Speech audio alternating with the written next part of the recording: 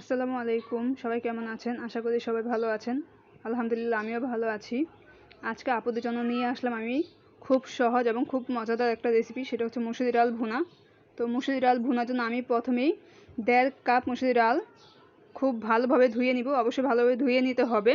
ধোয়া হয়ে গেলে পানিটা ঝরতে রেখে দিব এক পাশে, এবং চুলায় আমি একটা কড়াই বসিয়ে নিয়েছি। কড়াইয়ে পরিমাণ মতো তেল, একটা তেজপাতা, 3টে শুকনো মরিচ দিয়ে হালকা ভেজে নিব। হালকা ভাজা হয়ে আসলে আমি এখানে দিয়ে দিব পেঁয়াজ কুচি। পেঁয়াজটাকেও হালকা ভেজে নিব। হালকা ভাজা হয়ে আসলে এতে আমি দিয়ে দিব রসুন কুচি। পেঁয়াজ রসুনটাকে খুব ভালোভাবে লাল করে ভেজে নিব।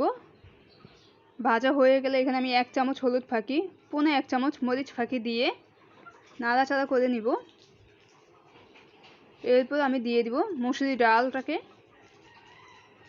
আর মুসুরি ডালটাকে অবশ্যই মশলার সাথে ভালোভাবে মেশাতে হবে। যত ভালো মেশানো হবে ডালের স্বাদ তত বেশি ভালো আসবে। ভালোভাবে মেশানো হয়ে গেলে এখানে আমি দিয়ে দিব স্বাদ মতো লবণ।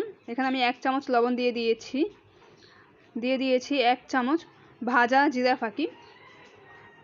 ভালোভাবে মিশিয়ে নিব। মেশানো হয়ে গেলে এখানে আমি দিয়ে দিব 5 কাপ পানি। এখানে আমি 1.5 কাপ মুসুরি ডালের জন্য 5 কাপ পানি নিয়েছি।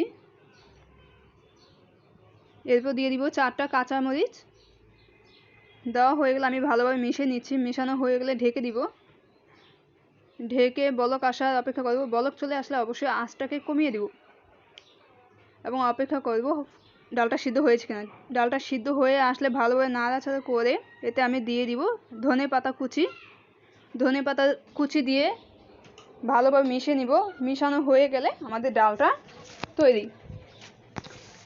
তো ধন্যবাদ সবাইকে আমার ভিডিওটা ধৈর্য সহকারে দেখার জন্য। যদি আমার ভিডিওটা ভালো লাগে অবশ্যই একটা লাইক, কমেন্টস এবং শেয়ার করবেন, এবং এরকম নতুন নতুন ভিডিও পাওয়ার জন্য অবশ্যই আমার চ্যানেলটাকে সাবস্ক্রাইব করে পাশে থাকবেন।